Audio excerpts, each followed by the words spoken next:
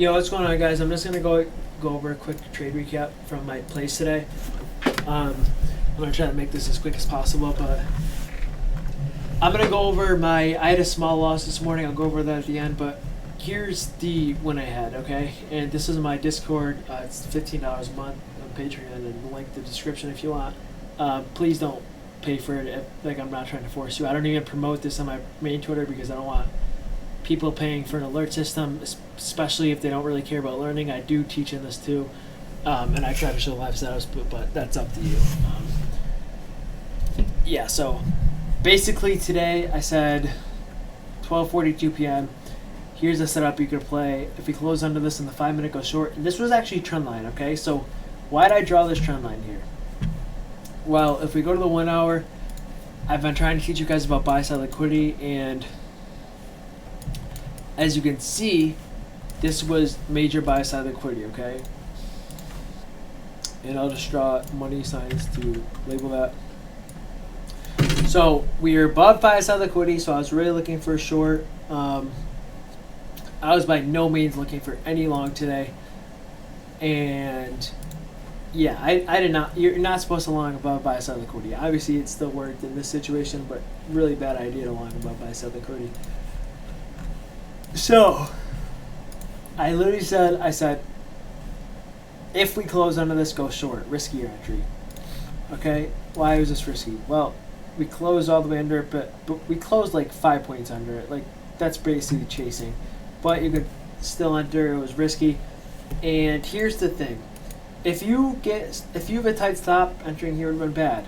Okay, why? Because your stop, if you enter here, your stop is to close back above this trend line. And obviously you're not going to get stopped. Like, this is just an A+ setup where you're not going to get stopped. But some people can't handle the drawdown or being down that much, especially if you retrace all the way back up here or into this fair value gap. So in this situation right here, I said short there, and then I said the smart entry would be if we retrace into this fair value gap. And at the time, we never retraced into this fair value gap, so I never got my entry. It is what it is, but I know some people did enter in here and they were up. So I said smart entry would be if we close under, then we retrace into a 5-1 or whatever FEG, 5-1 or 3. And I'm gonna check the 1 minute, but the 1 minute we didn't even have. This was the fair value gap. We never retraced into that, unfortunately. Literally the same as the others one. So we never got my entry, and then I posted the targets. So for people who got in, I said dotted lines at targets, and I had it in this. So why did I have these targets? So when you see an obvious point like this is liquidity. This is most likely going to hit. I had another order block I had another target at the order block. Why? Because we could easily bounce there, and look, we did. We initially bounced, we went up here, then we fell through again. So that was my second take profit. And then what did I say after? Second target hit. Final target is the bullish fair value gap lower zone, because that's where I would long. Well, why did I say that? Well, look, okay. So this is the 1 minute fair value gap. The 5 minute fair value gap was like this, but the one was up to here, I think. And let me just show you guys that to make sure. Yeah, so the one was up to there, and you can see that worked out. And I said that's where I would long. Well, I didn't end up alerting along there. I just said you want to take all final profit there. And I said take all profit there, leave runners if you want. And I literally bottom took that. And you kind of just have to be aware. If you're, so say we get done here and you're bearish, but if your bias is wrong and the bias is bullish, then yeah, we're going to bounce out of here. But if your bias is right, we're going to go down. But you don't 100% know if your bias is right. That's why I said take most off here with runners at break even. And runners would have been stopped up here, obviously. But I said leave runners if you want. Bottom tick exited. And I was talking to people in chat who entered that. And then 1:53 p.m. I said lottering short, super here, light here. Why did I say that? Well, when we broke this trend line, I said I wanted to get a retest of this to go short. But we actually never got an entry there after we broke the trend line. But we did get the entry later. And I had a limit at 3792. And I ended up top ticking it. I forgot I had the limit. And I actually ended up getting stopped at break even, unfortunately. But I said stop above 3782. I was on the wrong chart. I was on US 500 at the time, but I meant above this wick right here. And it actually never went above this wick, so the stop technically never hit. And everyone has different stop losses. That's something you have to control yourself. But obviously, in this situation, the stop loss is going to be the structure breaks up here. But obviously, that's way too high for me, so I'm not going to hold until way up there. Move stop to break even. Then I was take stop to break even, unfortunately, but it's fine. And then I go, I won't be taking this, but here's the other short you could scalp. And I go, and by the way, these are both lottos because the trend line play gave us like 20 points, so that made us already hella green.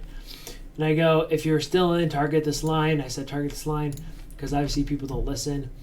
And if you didn't listen, scale here. And where did I say scale? I said the scale, I think right here. And we made another move down. I didn't bottom take that entry, unfortunately. But we made another move down, but then we just pumped right back up. So it was good if you sold there. And that's when I realized I was on the wrong chart. And then I said, if you're still in, here's the next gal spot we just hit. So I don't remember. So I moved it down to right here, I think. I don't remember why I did that. I think it was just because it was in. Yeah, so this was in discount. So if I was longing, I'd go longer to here. So that was the second scale spot I said.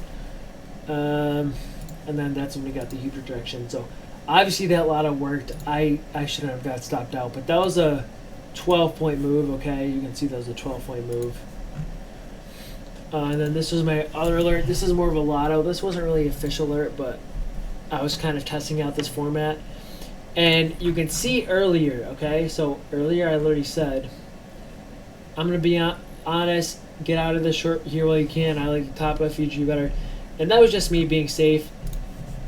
Both these fair value gaps worked, but to be very, very safe, I like this one better.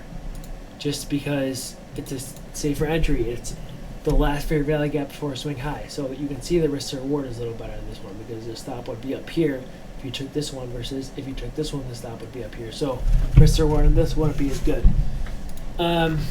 And that's why I posted this. So I said entry right here, stop right here, target 1, target 2. And I didn't really expect anyone to take this.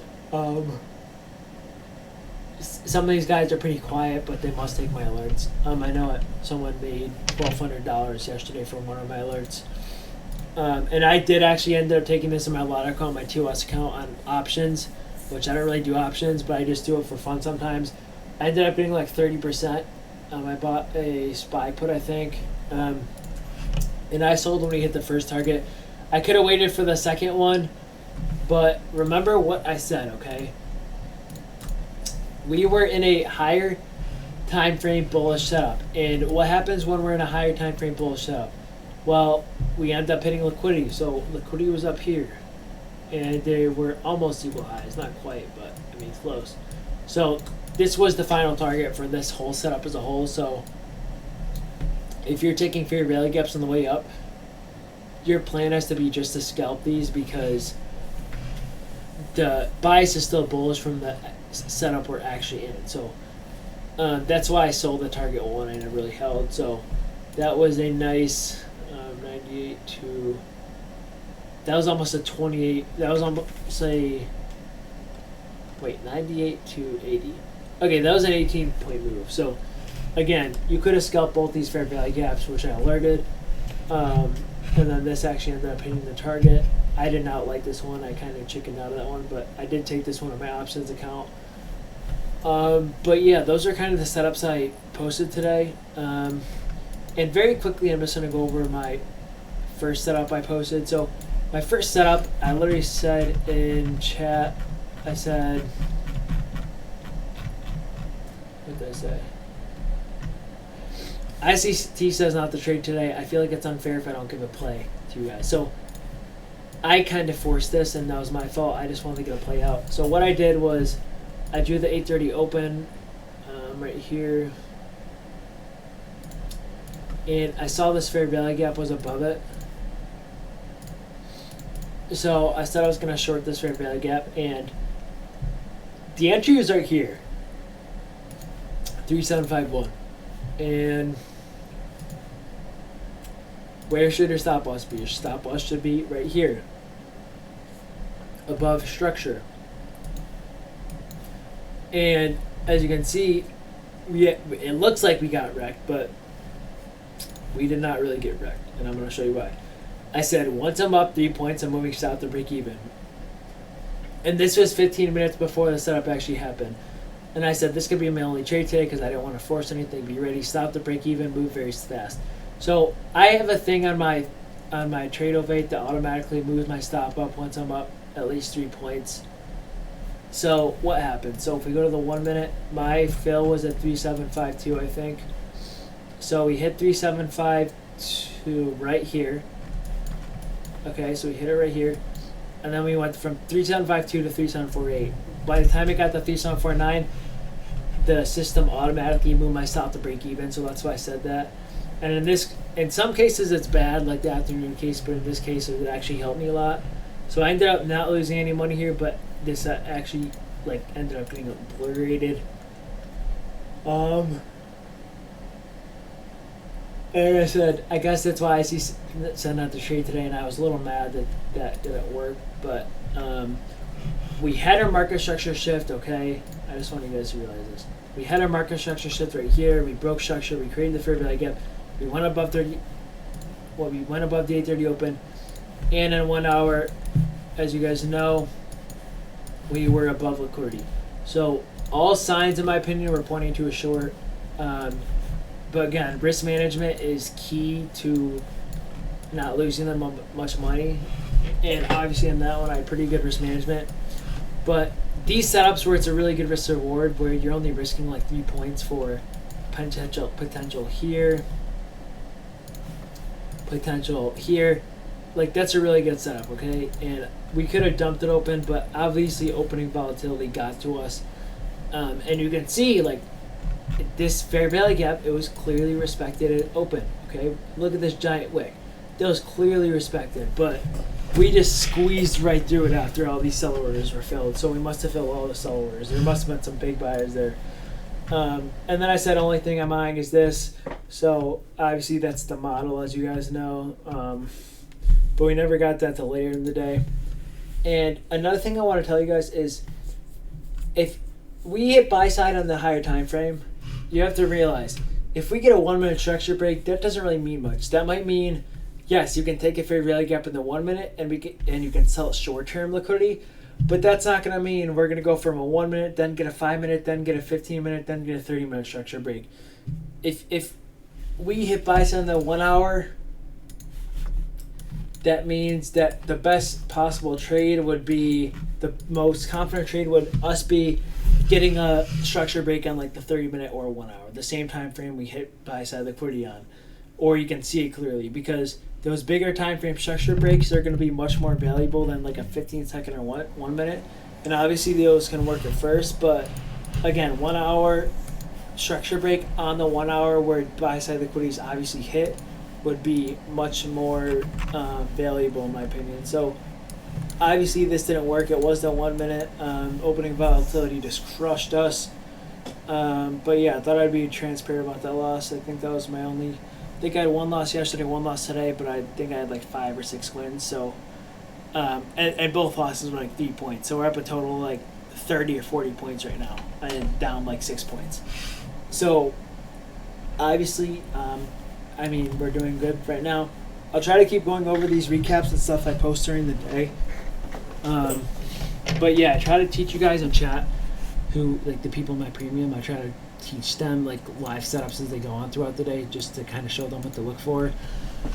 But yeah, let me know if you guys have any questions. Just go to trading chat. Please feel free to ask me questions in trading chat, and I'll be sure to answer them. But yeah, hope you guys enjoyed the video, and peace.